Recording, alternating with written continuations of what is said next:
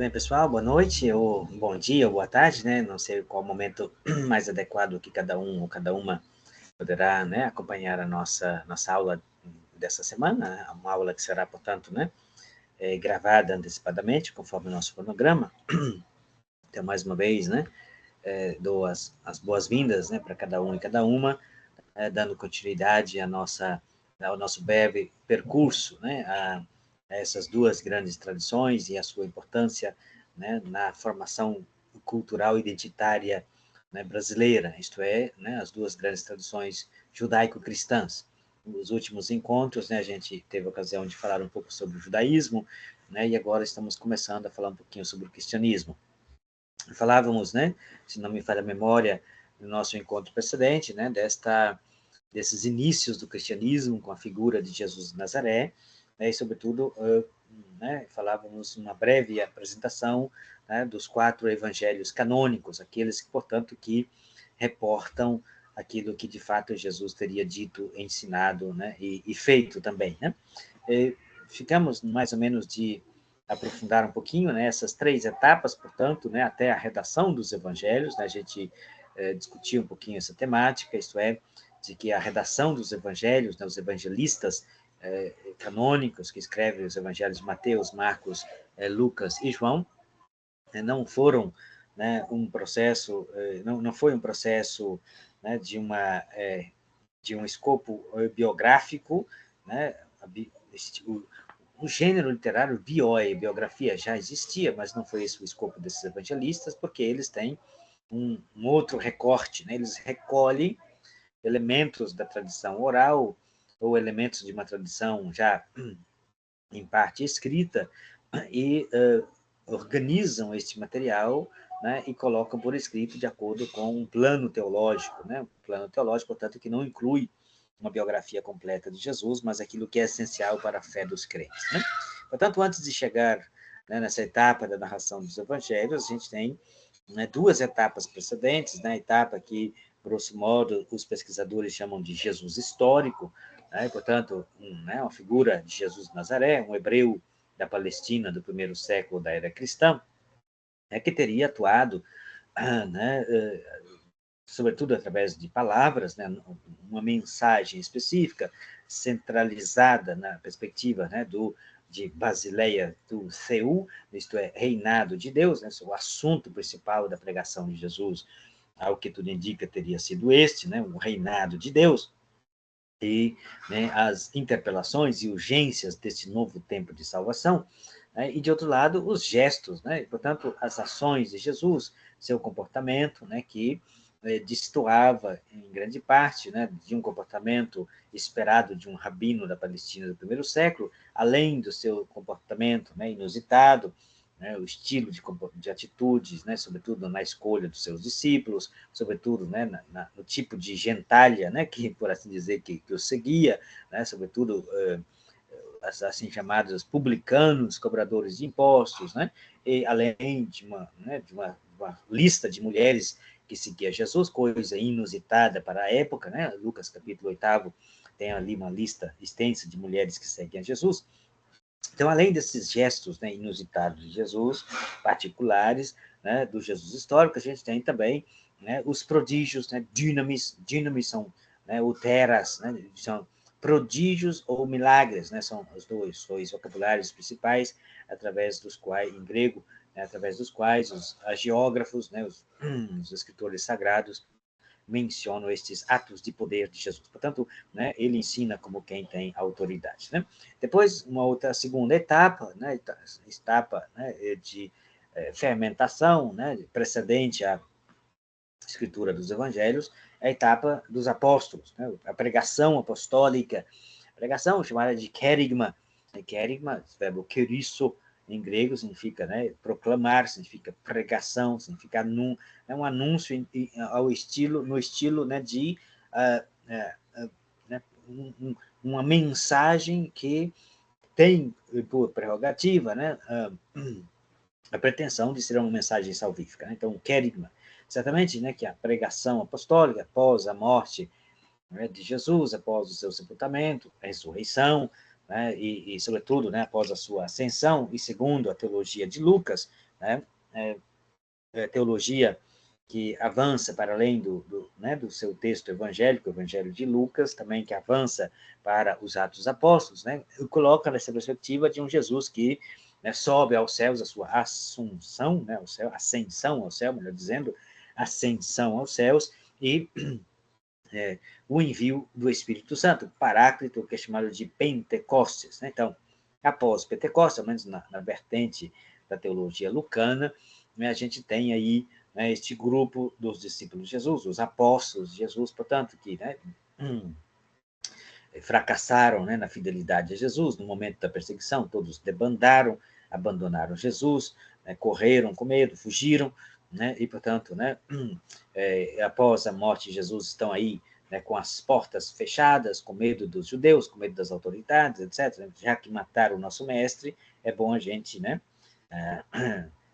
se manter aí, né, com a cabeça baixada, quietinho, esperar esfriar um momento, né, porque, quem sabe, né, a gente também pode sofrer o mesmo destino. Então, esses discípulos, né, medrosos, apavorados, trancafiados, né, são visitados pela força do alto, né, a força do Pentecostes, e a partir daí esse pessoal se torna destemido, né, não temendo a própria morte, né, mas testemunhando, né, com valor, né, com parresia, portanto, com ousadia, né, com confiança, a mensagem da salvação. Né? Portanto, essa pregação que, grosso modo, se, né, centraliza inicialmente nos eventos da última semana de Jesus, a sua paixão, sua morte, sua ressurreição, né, e o dom do Espírito para salvar a humanidade. Então, portanto, a salvação de Jesus é uma morte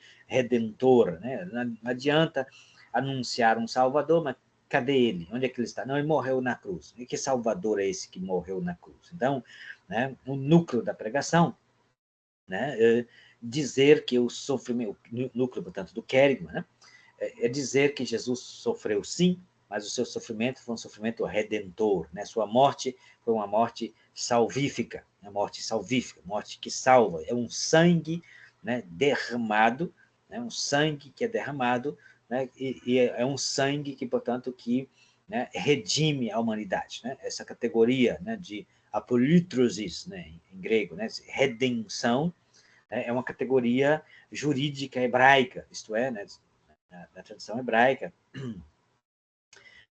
né, o mais velho, né, da família é o responsável pelos demais, né? Quase sempre é o patriarca, né? É o pai de família, é o avô, é o bisavô. Né? Então, se alguém cai na desgraça, cai na dificuldade, né, e não consegue sair de uma situação lastimosa, então, né, os seus responsáveis devem intervir, né, para redimi-lo, para resgatá-lo, função do Goel, o resgatador, né, que faz a redenção.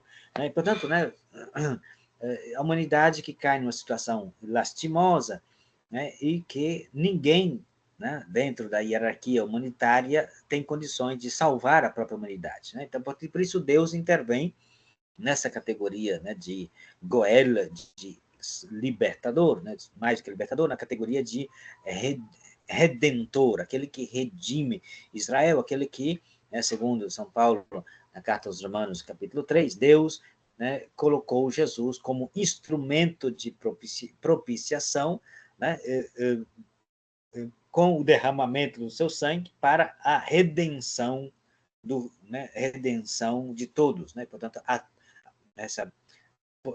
esse termo mental, a polítrosis, né, que é, portanto, Deus que opera juridicamente, resgatando o seu povo, redimindo o seu povo como uma espécie de Goel. Então, veja, né, a pregação, o querigma, núcleo central dessa pregação dos apóstolos é, né, dizer que, não, Jesus morreu, assim, né, tragicamente, coitadinho, não, morreu, mas foi uma morte, né, vicária, uma morte no lugar, né, de outra pessoa, morreu em favor da humanidade, né, a sua morte foi, né, a sua entrega foi um gesto, né, de hilasterion, ele foi, né, instrumento de propiciação. Instrumento de propiciação também é uma categoria, né, hilasterion é um termo grego, né, mas tem uma expressão hebraica de base, né? Os autores, Paulo está pensando na língua hebraica, escrevendo em grego, né? A partir daquilo que seria Bet HaKaporet. Bet HaKaporet é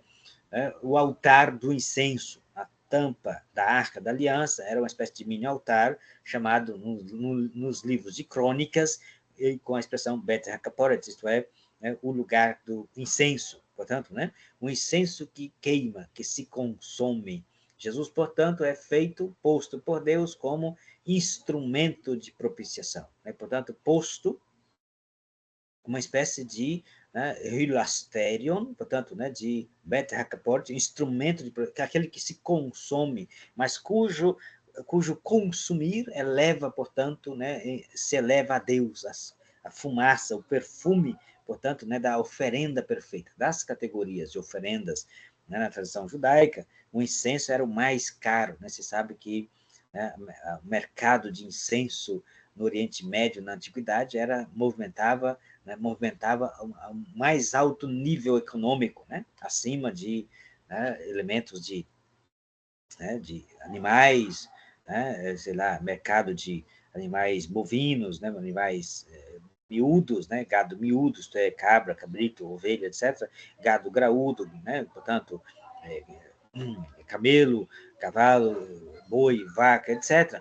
Né? Também o comércio de tecidos que movimentava, né, a economia do Oriente Médio na atividade, mas um incenso era o topo, né, aquilo que era mais precioso, que era mais caro, né, mais bem elaborado. Então, veja, essa tradição, né, de um incenso, Jesus que é feito, portanto, né, uma espécie de, né, Deus o pôs como hilasterion, como oferenda de incenso agradável a Deus, né, através da qual Deus, portanto, né, perdoa os pecados da humanidade. Esse incenso, né, era queimado, portanto, no hilasterion, né, na tradição hebraica, basta ler Levítico capítulo 16, 17, no dia de Yom Kippur, o dia da expiação. Então, o sacerdote, né, fazia toda a preparação da assembleia, né, tinha um gesto, né, simbólico de estender as mãos sobre, né, um bode, chamado de bode expiatório, né, se confessava publicamente os pecados, estendendo as mãos para este bode, né, bode solto no deserto para o espírito de Azazel.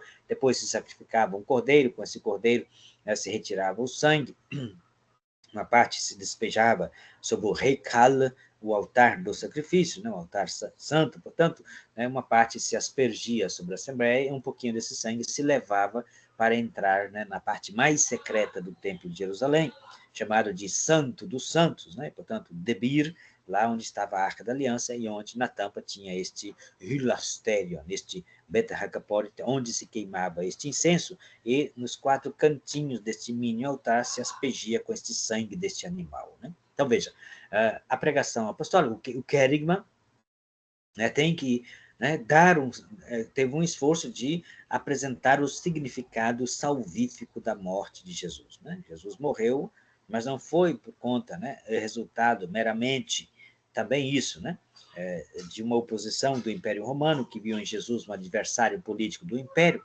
mas tudo isso estaria, de alguma forma, debaixo do plano de Deus.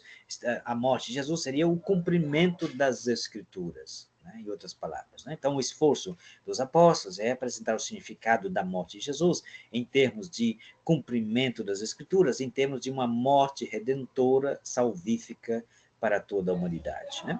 Claro que a gente tem reflexos disso, né, nos evangelhos canônicos, né, quando, sobretudo, o evangelho de Lucas, capítulo 24, né, o episódio dos discípulos de Emaús, quando Jesus, né, se põe a caminhar junto com esses dois, né, desiludidos após a morte de Jesus na cruz, voltam para casa, né, long face, né, o rosto comprido, né, cabisbaixo, né, deprimidos, e Jesus, né, começa a conversar com eles, né. Qual que é o motivo dessa tristeza? Eles põem para fora, né? Você é o único forasteiro, não reconhecem Jesus, né? À primeira vista, né? Você é o único forasteiro que não sabe o que aconteceu nesses últimos dias em Jerusalém, né? Jesus de Nazaré, um grande profeta, poderoso em gestos, né? Em palavras e ações. Nós esperávamos que ele fosse libertar Israel, mas já são 3 dias desde que ele morreu na cruz, né? Agora estamos indo embora para casa dele, né? deprimidos, né? Frustramos as nossas expectativas. E Jesus tem uma palavra para dizer, bom, será que não era preciso que ele sofresse tudo isso para se cumprir a Escritura? E Jesus começou a ensinar-lhes a Escritura a respeito do sofrimento do Messias, a começar pela Torá, pelos profetas e pelos salmos, né? Então, toda a Escritura, de alguma forma, né, prepara, né, a revelação de um Messias, Filho de Deus, que deve sofrer e salvar a humanidade pela redenção, né? Então, os apóstolos, portanto, no Querigma, né, têm esta preocupação inicial, né? O primeiro elemento do Querigma, portanto, é a paixão de Jesus, o sofrimento de Jesus, que se conclui com a sua morte, né? Mas a morte não é o fim de tudo, né? Ele ressuscitou, portanto, né? Morte, Salvador, vós o matastes, vós o condenastes à morte, ele morreu pregado no madeiro. No entanto, Deus o ressuscitou dos mortos e o constituiu Kyrios, Senhor, né? Portanto, juiz, o Senhor, né? O senhorio de Deus, né? Que é, de alguma forma, transferido, né? É concedido ao Filho nesse gesto da ressurreição do Filho. Então, né, o querigma é a paixão, a morte, a ressurreição de Jesus, juntamente com o dom do Paráclito, do Espírito Santo, para, né, restaurar o crente, aquele que acredita em Jesus como Messias Salvador, que entregou a sua vida e morreu por nós, pela potência do Espírito, é regenerado para uma vida nova, a partir do perdão dos pecados e a sua associação no grupo da Assembleia dos que creem, portanto, na eclesia, portanto, na igreja, né? Aquilo que no Antigo Testamento era chamado de Keal Adonai, né? Na Assembleia do Senhor, né? Então, veja, Jesus histórico, né? Primeira etapa. Segundo momento, a pregação apostólica, né, centralizada inicialmente no querigma, né, com esses elementos fundamentais que acabei de mencionar. E só num terceiro momento, portanto, é que, né, os evangelistas, portanto, se põem ao trabalho, né, para elaborar estas verdadeiras obras teológicas, né? A gente falou sobre isso no encontro precedente. Cada evangelho não é uma biografia independente de Jesus, mas é um verdadeiro, né, escopo, tem um escopo que é teológico, que é levar o crente a crer em Jesus, Messias segundo as Escrituras, Filho de Deus, dado para a salvação da humanidade. Então, esse é o escopo, né, geral, digamos assim, de cada um destes 4 evangelistas. Então, isso é os inícios, né, do cristianismo. Jesus, né, que por palavras e gestos, né, inaugura o reino de Deus para a nossa salvação, e isso é levado adiante depois pelos apóstolos, né, e é consolidado, né, aquilo que a igreja crê, né, através da pregação dos apóstolos, é posto por escrito em obras teológicas chamadas de evangelhos, os 4 canônicos, Mateus, Marcos, Lucas e João. Né? Com relação ao Jesus histórico, né, aprofundando mais um pouquinho essa temática, né, do chamado de Jesus histórico, claro, né, Jesus tem nome aramaico, né, de Yeshua, Yeshua, né, que significa salvação, e nome hebraico seria Yehoshua. Tá? São 2 nomes diferentes, provavelmente, né, Jesus era conhecido como Yeshua, visto que na Palestina, na época de Jesus, se falava aramaico, desde o período do exílio da Babilônia, Império da Babilônia, né, com Nabucodonosor II, né, sobretudo o período do exílio, os hebreus foram levados para a Babilônia de 597 até 539, então, para lá foram levados, lá, né, umas três gerações por lá passaram, e lá aprenderam esta língua, né, a língua aramaica, e nunca mais deixaram de a falar, né, aramaica, nunca mais no sentido, um longo período, né, ao voltar à Terra Prometida, deixaram de, não falava-se mais hebraico, mas o aramaico, portanto, o nome de Jesus aramaico é Yeshua, né? Se fosse hebraico, seria Yehoshua. Yehoshua é o nome de Josué. Se a gente pega o livro Josué, né, exatamente menciona na abertura do livro, né, o discurso de Deus a Josué, filho de Num. Se você olha o termo em hebraico, é Yehoshua. É o mesmo nome de Jesus, só que na versão hebraica, né? Yeshua, aramaico, Yehoshua, hebraico. Tá? Depois passa para o grego, né? O Novo Testamento é escrito todo ele em grego, Jesus, né, em grego, e depois para o latim, Jesus, e depois o nosso bom português, né, Jesus, né? Então, mas, de toda forma, pela fé, né, que os cristãos têm em Jesus de Nazaré, ele é esta presença de Deus, né, é uma... É a presença mesma do próprio Deus que se revelou a, a Moisés na sarça ardente, né, dando o seu nome de Yahweh, né? Yahweh, sabe se é Yahweh, Javé, Jeová, ninguém sabe como ler esse nome, porque, né, o nome é um nome divino, não é lido, né? A tradição judaica, hebraica, não lia esse nome, é um nome sagrado, não pode ser lido, não pode ser pronunciado. Não, os judeus até hoje não pronunciam o nome sagrado. Então, esse é o tetragrama sagrado, mais ou menos transliterado aqui. Jesus, portanto, se identifica com o próprio Deus, né? É identificado com o próprio Deus, né? Vocês sabem, no início do Evangelho de João, sobretudo, né? Identifica Jesus com o próprio Deus, com a mesma natureza de Deus. No princípio era a palavra estava com Deus e a palavra era Deus. E a palavra se fez carne e habitou entre nós. Então, né? No princípio estava com Deus, né? Existia no princípio, estava com Deus e era Deus. Né? Então, a divindade de Jesus, muito bem claramente estabelecida, identificando-o com a figura do próprio Deus. Né?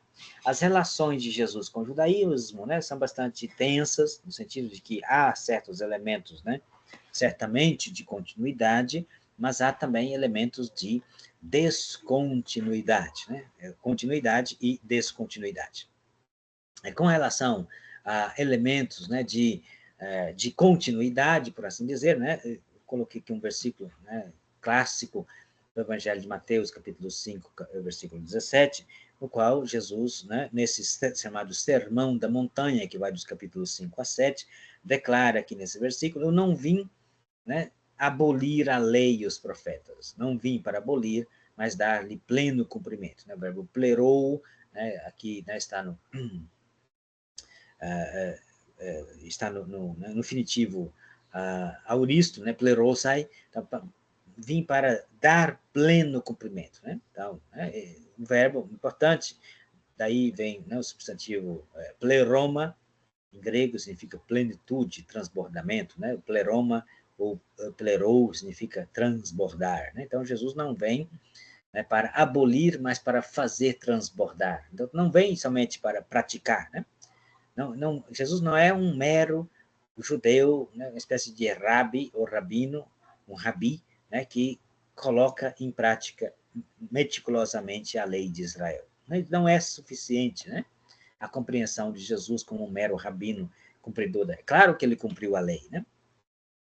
Embora, né, a sensação que a gente tem que Jesus, né, não observou a lei judaica, vista a oposição, né, das autoridades judaicas da época, mas não é o caso. Né? Jesus é acusado por um único motivo: não observar o dia de sábado. Né? Mas se a gente pergunta, mas o que Jesus fez em dia de sábado que é tão grave assim, que ele não está observando o dia de sábado? Jesus é acusado de fazer cura em dia de sábado. Né? E, portanto, né, supostamente, aparentemente, Jesus estaria, né, seria um contraventor da lei mosaica, da lei judaica, que, né, proibiria de trabalhar. Mas não tem. Se você ler o Antigo Testamento inteirinho, não tem nenhuma proibição de fazer cura em dia de sábado. Então, Jesus não é um transgressor da lei judaica, né? Não é um transgressor. É uma tradição rabínica que não está na Escritura. Jesus, portanto, não é um transgressor da lei de Moisés, tá? Mas na lei de Moisés não há proibição. As proibições em dia de sábado são na lei de Moisés, sobretudo no Código da Aliança do Sinai, Êxodo capítulo 20 a 23, e também no Código Deuteronômico, capítulo 12 a 25. Quando se fala do dia do sábado, e as proibições aí estabelecidas, né, são meras proibições de trabalhos, né, em dia de sábado. Trabalho em dia de sábado. Mas um trabalho especificamente, o trabalho da agricultura, né, de plantar, de colher, etc., né, de fazer longas viagens, inclusive tem também isso, né, longas viagens, proibido de fazer em dia de sábado. Mas mesmo essa legislação, né, de trabalho em dia de sábado, né, e sobretudo trabalho de agricultura, né, não era uma lei absoluta, né? Não era uma lei absoluta, né? O Código da Aliança do Sinai tem o caso do jumento do teu, né, do teu inimigo. Se o jumento do teu inimigo cair no buraco, nesse caso não é o inimigo que é chamado de jumento, tá? É o inimigo que tem de fato um animal chamado jumento, né? Se endereçado, né? Vocês encontram o seu inimigo que tem um jumento que caiu no buraco, né? Você não fica de braços cruzados, você socorre o teu inimigo, ajudando e, portanto, fazendo força, portanto, né, trabalhando para arrancar o jumento do buraco. Né? Então, o Código da Aliança do Sinai, do Êxodo, né, do Sinai, já apontava, né, além de proibições de trabalho, mas trabalho de agricultura, já deixava indícios claros de que a vida estava acima da lei, né, de repouso sabático. Né? Tanto é assim que a norma de acudir o teu próprio inimigo, porque o teu inimigo, né, tem como um instrumento que é o seu ganha-pão, é o seu jumento caiu no buraco. Né? Se você não acode, corre o risco do jumento morrer. E se o jumento morre, teu inimigo vai passar necessidade, a família dele vai passar fome, vai passar necessidade. Né? Portanto, né, não terá né, condições para uma vida digna. Portanto, a proibição de trabalhar em dia de sábado está suspensa para acudir o jumento do teu inimigo. Né? O jumento, né, bem entendido, né? O animal, né? Então, veja, né? Jesus, portanto, né, não vem para abolir, mas para dar-lhe pleno cumprimento. Atenção, né? Dar pleno cumprimento bem entendido. Não é que Jesus, né, é alguém que cumpre perfeitamente. Isso também, porque ele não é um transgressor da lei. Mas o fato de Jesus ser cumpridor da lei não é o que Jesus vem para fazer. Não só isso. Para isso bastava Paulo, né? Apóstolo Paulo, né? Da tribo de Benjamim, filho de Hebreu, como ele apresenta a lista, né, dos seus títulos judaicos, né? Ali na carta aos Filipenses, capítulo 3, né? Eu sou hebreu, filho de Hebreu, da tribo de Benjamim, né? Fariseu, doutor da lei, né? Rabino, etc. Né? Quanto à lei, irrepreensível. Né? Paulo diz isso, quanto à lei, eu sou irrepreensível. Né? Eu sou um cumpridor, né, perfeito da lei, né? Irrepreensível. Quem que vai me repreender? Ah, não, você não está cumprindo isso aqui. Não, quanto à lei, irrepreensível. Portanto, né, Jesus não é um mero cumpridor da lei, embora cumprisse toda a lei, né, judaica. Jesus é um judeu da Palestina no primeiro século, portanto, né, que segue, né, os ditames, né, da religião judaica, né, circuncidado, conforme o Evangelho de Lucas, no sétimo dia, conforme, né, as tradições judaicas, né, conforme Deus ordenou, né, Abraão em Gênesis capítulo 17, né, com 12 anos de idade, Jesus, né, passa pelo ritual de Bar Mitzvah, filho do mandamento, por isso, né, com 12 anos de idade, Jesus já se torna um adulto religioso, né, conforme a boa tradição judaica, e, portanto, ele pode, né, ser encontrado no templo discutindo com os doutores da lei. Né? Quantos anos você tem? Tem 12 anos. Você já fez bar mitzvah? Já sim. Então você é adulto, você tem o direito, se você tem inteligência, competência e tudo mais, né? Então você tem o direito, se quiser, de discutir assuntos religiosos, né? De apresentar questões, né, com relação à Torá, com relação à lei de Israel. Né? E aí Jesus, com 12 anos de idade, né, fica no templo, né, fica para trás, né, dessa caravana dos pais, e discute, né? E os rabinos, boquiabertos com a sua inteligência, né?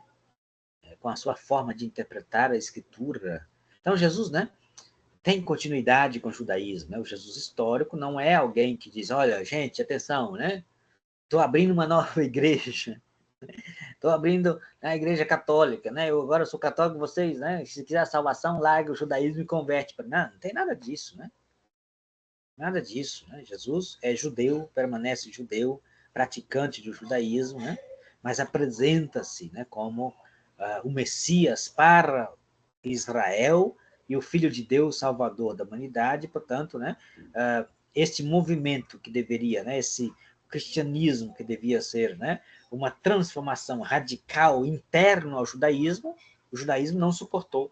Né? Foi o judaísmo que expulsou, né, os discípulos de Jesus. Né? O concílio de Jâmnia, rabinos, né? Fecharam a Escritura, dizendo esses textos, né, dos cristãos, a gente não aceita, não é palavra de Deus, vamos ficar com a Bíblia hebraica. Concílio de Jamna, ano 90, depois de Cristo, Jamna, cidadezinha, né, na Palestina, pertinho de Tel Aviv, né, para quem vai para Israel, pega o avião, né, vai descer no aeroporto internacional Ben Gurion, né, em Tel Aviv, em Israel, né, pegando, né, o Uber para subir para, né, para Jerusalém. Depois de 8 quilômetros, 8, 10 quilômetros, à direita tem um povoadozinho, é lá, né? Jâmnia. E, portanto, né, decretarão, quem é cristão não pode pisar na sinagoga. Não pode pisar na sinagoga, né? Reflexo disso a gente tem no Evangelho de João. O Evangelho de João, que foi escrito lá pelos anos 90, 95, 100, por aí, depois de Cristo, foi depois do decreto de Jâmnia, né? O cego de nascença, que foi curado por Jesus, né? Os pais foram questionados, né? Esse menino, vocês era cego mesmo? Ou eu fingi de cego, né? Eles não quiseram, né? Com medo. Os pais diziam, não, olha, nós sabemos que ele era cego, e agora ele está vendo, mas ele é adulto, pergunta a ele, né? A gente não sabe de nada que aconteceu. Por quê? Porque eles tinham medo, porque os judeus já haviam decretado que todo, estou citando de memória, tá? O versículo lá, nem sei qual o versículo exato, no capítulo 9 do Evangelho de João. Porque os judeus já haviam decretado que todo aquele que acreditasse em Jesus seria expulso da sinagoga. Expulso da sinagoga, né? Então, Jesus não abre uma nova igreja. Jesus vem como um judeu, né? Como um salvador dentro do judaísmo, né? Para transformar o judaísmo assumir essa dimensão, né? Missionária, salvífica do mundo inteiro, mas o judaísmo não suportou, né? E expulsou os discípulos de Jesus, né? Assim como rejeitaram Jesus, rejeitaram também os discípulos de Jesus, né? Então, mas Jesus tem continuidade com o judaísmo, né? Continuidade, mas não é uma continuidade da mais do mesmo. Você sabe, mais do mesmo, né? Quer dizer, Jesus não teria novidade, é mais coisa daquilo que já tem. Não, né? Jesus não vem para abolir, vem para dar pleno cumprimento. Jesus cumpre as escrituras, mas não é só dar cumprimento, é para dar pleno cumprimento, é para fazer transbordar. Jesus, portanto, né? É, e arranca para fora o significado profundo da intenção original de Deus, autêntica e muito mais profunda e radical, né, quando Deus revelou a Torá para Israel, a lei para Israel. Né? É por isso que Jesus diz, ouviste o que foi dito aos antigos, eu, porém, vos digo. Né? Não está contradizendo o que foi dito, né? Está radicalizando o que foi dito, está apresentando não só radicalizando, aumentando mais do mesmo, mas está trazendo novidade, uma novidade que é a expressão máxima da vontade de Deus, quando Deus deu aquele mandamento lá no Antigo Testamento. Né? Amarás o teu próximo e odiarás o teu inimigo. Eu, porém, vos digo, amai os vossos inimigos. Jesus vai adiante, né? Então, esse pleno cumprimento é fazer o transbordamento. Né? Jesus, portanto, né, se baseia na escritura judaica, né, e dali, né, faz transbordar, né, a vontade autêntica, original de Deus, né, salvífica, e ele como Messias, Salvador de Israel e Filho de Deus, Salvador da humanidade. Então, uma continuidade. Mas, de outro lado, também existe essa novidade, a gente está falando dessa questão da novidade, uma descontinuidade. No capítulo 7, né, de novo, a conclusão, né, do chamado Sermão da Montanha, capítulo 5 a 7, quando Jesus terminou de dizer essas palavras, né, do Sermão da Montanha, as multidões estavam assombradas, né? A multidão estava assombrada com o seu ensinamento, porque ele lhes ensinava como quem tem autoridade, não como os escribas. Jesus tem uma exousia, né? Exousia, o termo que traduz como autoridade, né? Usia, substância. Exousia, Jesus fala da própria fundamento da mensagem de Jesus, é a sua identidade de Messias e de Filho de Deus, né? E essa identidade de Messias e Filho de Deus é comprovada através dos seus gestos prodigiosos, né, dos seus atos de poder, né, dos seus milagres. Portanto, Jesus traz novidade, Jesus traz, portanto, descontinuidade com relação ao judaísmo, né? O judaísmo, portanto, foi convidado a se abrir, a enriquecer, a receber essa novidade, mas não fez isso. Aí por isso, né, o judaísmo como um todo, né, como estrutura, aparato religioso, né, mas alguns membros do judaísmo, sim, porque os apóstolos todos são judeus, né? Então, alguns membros do judaísmo creram em Jesus, né, e, portanto, são aquilo que são o alicerce do que será mais tarde chamado de cristianismo. Né? Então, esse aspecto é muito importante, né, da figura de Jesus, né, que é conhecido como, né, hoje os maiores estudiosos, né, né, da figura histórica de Jesus, de fato consideram, né, como o fundador do cristianismo, embora ele nunca se declarou cristão. O termo cristão surgirá mais tarde, né? A gente tem atestação disso só nos Atos dos Apóstolos, né? Quando em Antioquia da Síria, né, os cristãos, pela primeira vez, né, foram chamados de, né, cristãos, né, conforme está nos Atos dos Apóstolos, isto é, né, onde Paulo trabalhava com Barnabé. É uma designação externa, são as pessoas, né, de fora da comunidade cristã, vendo esse grupo, vivendo desse jeito, né, invocando este nome de Jesus de Nazaré, e que dizem, não, eles são os cristãos, porque eles invocam Jesus. Né? Mas internamente, né, o cristianismo originário não se autodesignava cristão, né? As designações internas à comunidade para referir-se ao grupo dos crentes em Jesus era os santos, os discípulos, né? Eram os seguidores do caminho, né? Essas são as designações internas. Então, cristão é a designação externa, né? De quem está fora, não de quem está dentro. Por isso ela não expressa muito bem, né, a qualidade daqueles que estão internamente a este grupo. Né? Então, esse é um aspecto importante, né? Ainda com relação a Jesus, né, sempre o problema é esse, né, a identidade dele.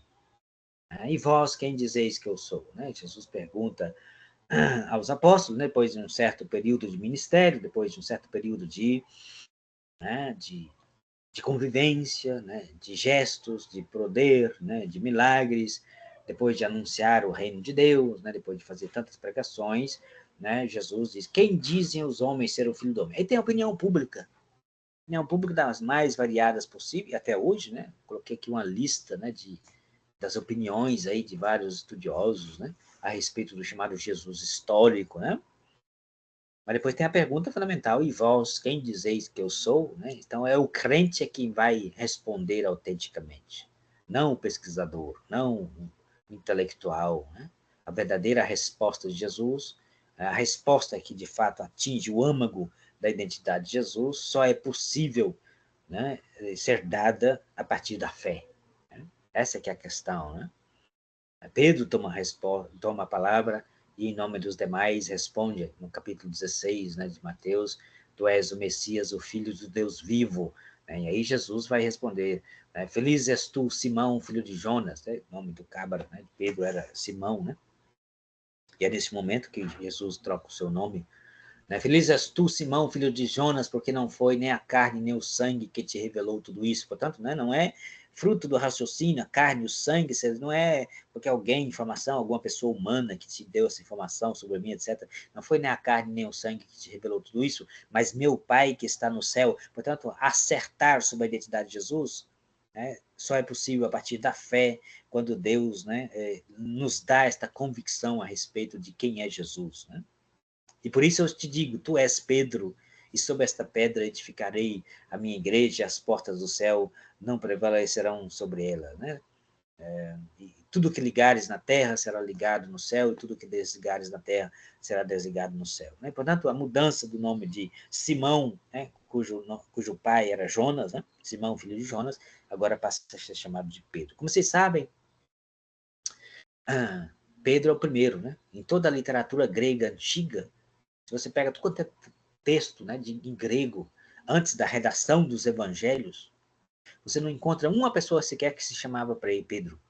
Não existe. Não, o nome Pedro não era um nome dado a pessoas humanas, porque o nome Pedro significa pedra. Né?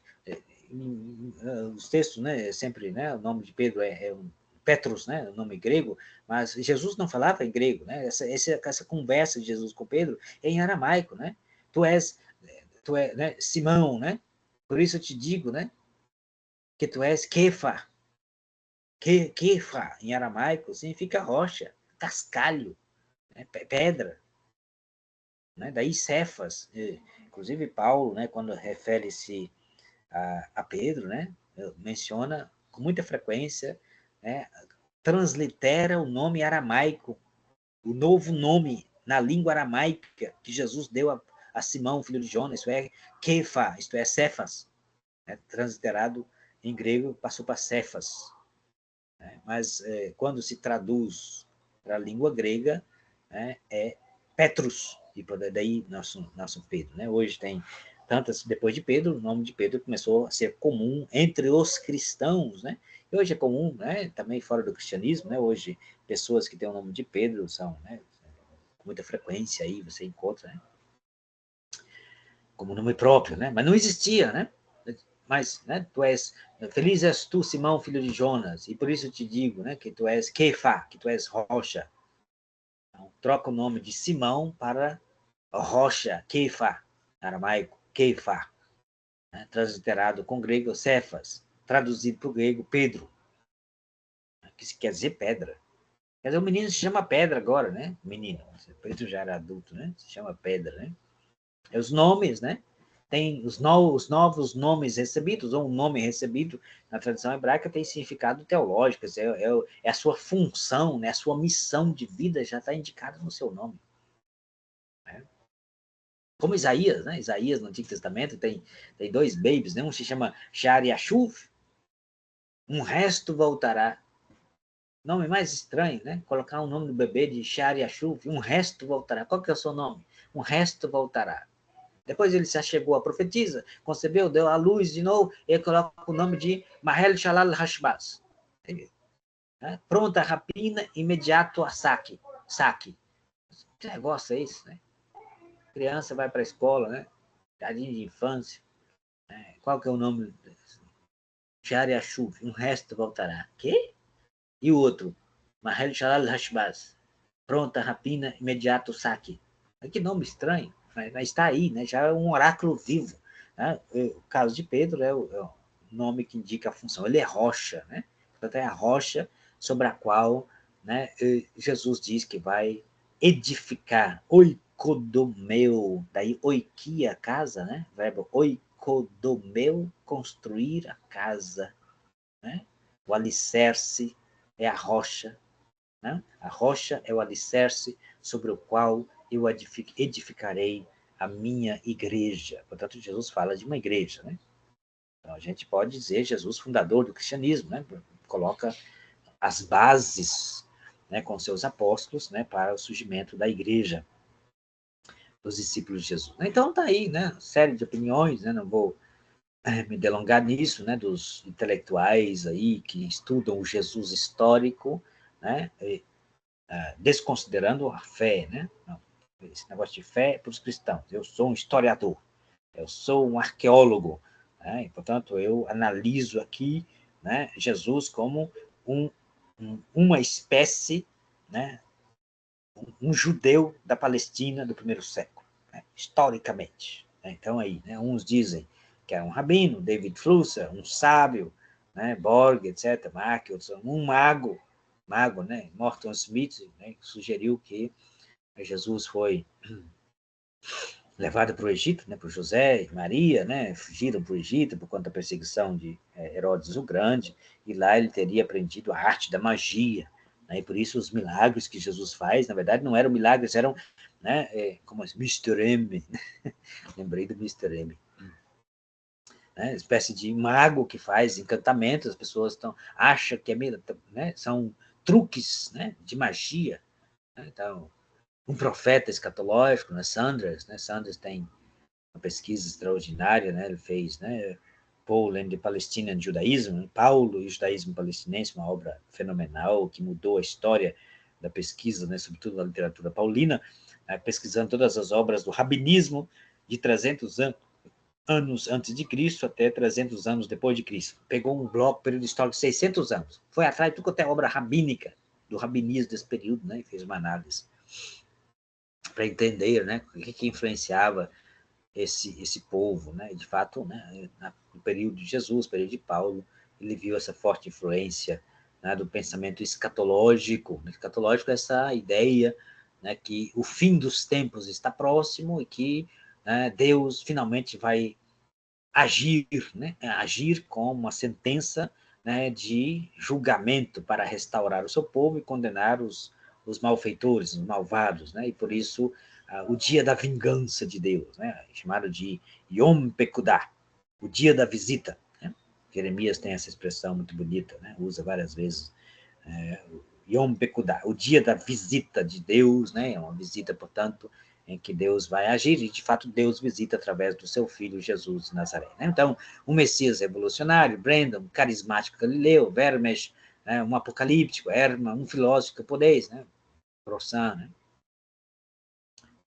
Jean-Dominique Crossan, John Dominique Crossan, né, que apresenta-se, não, o cara era um camponês, né, ficava pensando, observando como a natureza, né, o campo, o semeador saiu a semear, né, a mulher, né, o dono da roça, né, que planta e depois vai dormir, né, tranquilo, não se sabe como, né, germina, cresce, etc, planta. Chega a hora da colheita, etc. Camponês, né, filósofo, etc. Então, diversas abordagens, mas, como eu falei, né, a resposta adequada, né, não é dada pelos intelectuais que consideram meramente o aspecto humano e histórico de Jesus, porque Jesus não é somente uma figura humana histórica, né? Os evangelhos querem nos convencer, apresentando esta verdade autêntica e profunda, que Jesus não é só, né, mais um da espécie humana, mais um comedor de feijão, mais um pecador, que quem sabe tem uma mensagem bonita, que pode ajudar a humanidade a ser melhor, etc. Né? Então, Jesus, um profeta, alguém que foi bondoso, caridoso, que deixou uma mensagem bonita, que pode melhorar a humanidade, tudo isso, né, todo mundo aceita, mas para os cristãos, Jesus é muito mais do que isso. Né? Jesus é o Messias, o próprio Filho de Deus. Né? E como Filho de Deus, ele é tão Deus quanto Deus é Deus. No princípio era a palavra estava com Deus e a palavra era Deus, e a palavra se fez carne e habitou entre nós. Né? Então, para fechar aqui com, né, com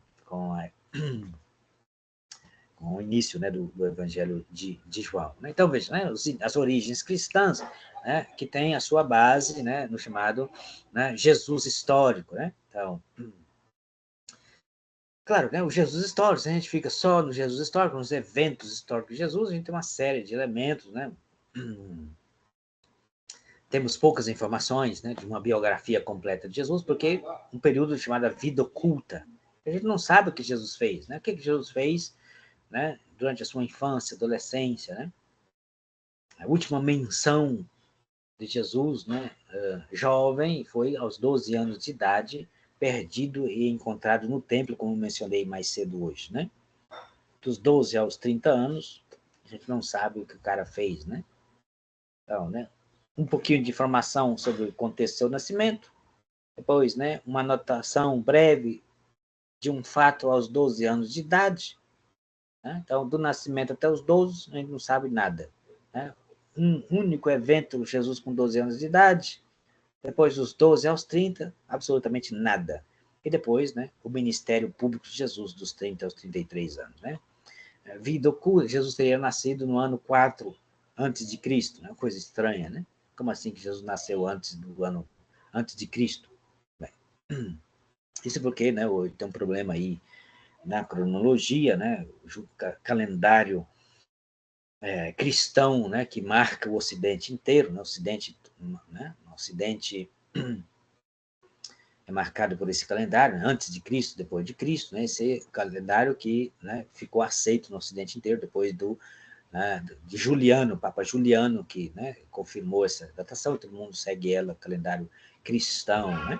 Só que Juliano, né, cometeu um deslize aí na contagem do tempo, e, né, hoje se sabe que, né, conforme a cronologia exata, Herodes o Grande teria morrido no ano 4 antes do ano 0, né? Porque aquilo que vem antes de Cristo, né, vai decrescendo até chegar no 0, depois começa do 0, 1, 2, 3, né? Então, 6, 5, 4, 3, 2, 1, 0, depois 1, 2, 3, né? Antes de Cristo, então vai diminuindo até chegar no 0, depois de Cristo vai aumentando. Então, aí se sabe que Herodes o Grande teria morrido no ano 4, antes de chegar no ano 0, né, no ano que marca, portanto, a divisão da história com referência a Jesus, né? E Herodes o Grande foi aquele que perseguiu Jesus de Nazaré ao nascer. Portanto, Jesus teria que ter nascido um pouquinho, ou no ano 4, ou um pouquinho antes do ano 4. Né? Então, só para dizer, mas isso aqui não altera em nada. Também pela dificuldade, né? Hoje, os calendários foram reajustados, mexeu para trás, mas não mexe para frente, porque senão dá um problema. Teria que revisar todos, né? Todo o cronograma aí, todas as datas, todos os documentos, seria uma confusão medonha. Então, ninguém mexe nisso, deixa do jeito que está. Né? Provavelmente passou a infância com os pais, né? Segundo os dados, né? Na aldeia de Nazaré da Galileia, né? Lá provavelmente aprendeu a profissão, né? Nessa vida oculta, né? A profissão do pai, que era carpinteiro, né? Então, trabalhou como carpinteiro, né? Durante grande parte da sua vida, e começa a sua vida pública, nesse gesto de deixar a casa, né, da mamãe, né, Jesus, ao sair de casa, provavelmente já não tem mais o pai vivo, isto é, José, e vem até João Batista para ser batizado. Então, aí começa o ministério, né, da vida pública de Jesus. Bem, sobre a vida pública de Jesus, né, eu não vou me estender aqui, porque como hoje é uma aula gravada, né, então vou mais ou menos encerrando a nossa gravação, para a aula não ficar tão extensa, né, e no nosso próximo encontro eu retomo aqui para a gente conversar, né, mais detalhadamente sobre a vida pública de Jesus, né, porque né, a vida pública de Jesus é importante, né, para os cristãos, porque mostra qual é a relação de Jesus, né, com o seu povo, com a sua história, com a sua cultura, né, e como que a mensagem de Jesus entrelaça-se com a cultura do seu tempo, com o judaísmo. Isso porque, né, depois que se sai do ambiente judaico, depois, né, da diáspora, né, da fuga, né, da dispersão, né, dos apóstolos para fora da Palestina, em missão, né, a mensagem cristã deverá de novo entrar em contato com uma outra cultura, a cultura, né, helênica, grega, né, fortemente que marcava fortemente, né, o contexto, né, do Império Romano. Né? Depois, na medida em que as culturas, né, dos diversos povos vão se diferenciando, a mensagem do Evangelho também vai dando formatos, né, às culturas. Né? Então, por isso, né, nossa disciplina é religião e cultura, né, como o cristianismo, por exemplo, entra, né, como mensagem, né, na cultura do povo brasileiro, né, e como isso vai formatando a cultura, o jeito de pensar, né, o jeito de se comportar, né, o jeito de comer, de vestir, né? Então tem certos elementos que marcam a nossa vida, rituais, né, de comida, né, os tempos da Páscoa, né, tempo, né, da Quaresma, o que a gente come, o que a gente não come, né? Abstinência de carne, sexta-feira da paixão, come isso o quê, né? Peixe, não sei o quê, né? O tipo de vestimenta, né? Os cristãos que se comportam de um certo jeito, de um certo outro. Então, a mensagem cristã que entrelaça-se com a cultura. Então, é importante a gente estudar, né, o Jesus histórico também, né, embora eu, né, confesso, né, sobretudo nós que somos cristãos, que somos confessantes da fé cristã, né, Jesus não é só né, uma figura histórica, é muito mais do que isso. Né? Mas é importante estudar o Jesus histórico para ver como que a sua mensagem interfere numa cultura específica, né, num tempo histórico específico, e como isso, né, dá base também para, né, digamos assim, a formatação, né, de outras culturas com valores cristãos. Né? O cristianismo aporta uma série de valores que hoje são valores humanistas, né? Se tornou tão comuns, tão difundidos, que são considerados valores humanistas. Se você lê, né, a Carta de Direitos Humanos, né, que foi proclamada recentemente, em 1948, né, se não me falha a memória, né, proclamação da Carta de Direitos Humanos, né, os valores, todo mundo tem direito à vida, à liberdade, tem direito à moradia, à educação, não sei o que, não sei o que. São todos valores cristãos. Né? Né? Onde que surge essa ideia, né, de que a educação deve ser disponibilizada a todo mundo? Onde que surge essa ideia de que todo mundo tem direito à moradia, né, direito a ser acudido nas suas necessidades? São valores tipicamente cristãos, né, que vai entrando nas culturas até se tornar parte de um patrimônio cultural quase universal, né, quase universal, claro. Né, os direitos humanos têm muita força, né, como expressão, né, de um projeto civilizatório, né, sobretudo no Ocidente. Se você vai para o Oriente, né, aí quase não tem tanta força assim. Mas isso a gente vai ver um pouquinho na próxima aula. Portanto, agradeço, né, a perseverança e a presença de vocês nesta, né, hoje, teleaula, né, assistindo, portanto, esse vídeo, né. Elaborarei também uma pequena atividade, né, para associar junto com esta gravação, né? E no próximo encontro a gente retoma daqui e, portanto, analisa um pouco mais esse aspecto, tá bem? Então, obrigado a todos, né, bons estudos, boa continuação nos trabalhos de vocês e nos estudos. Obrigado.